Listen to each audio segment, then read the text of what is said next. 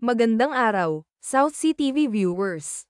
Ngayon tatalakayin natin ang mainit na issue. Unang-una, ang tanong ni Mayor Vico Sotto sa ilang broadcast journalists tungkol sa sinasabing paid placements.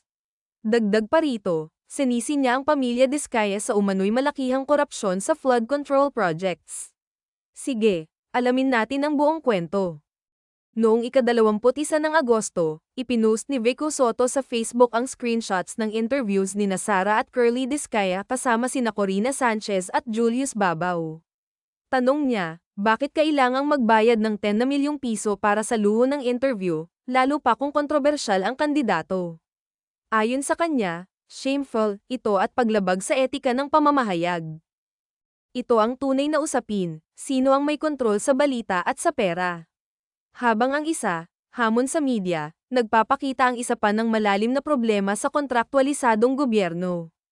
Kapag pinaghihinalaan ang mga tagapagbalita at korupsyon sa contractor, pareho nilang hinahamon ang pagpapanggap na malinis ang sistema. Anong tingin ninyo, South Sea TV viewers? May punto ba si Vico Sotto o napalaban siya? I-comment nyo lang sa baba. At ito ang South Sea TV, dadalhin namin kayo sa pusod ng balitang mahalaga. Don't forget to like, share, at subscribe.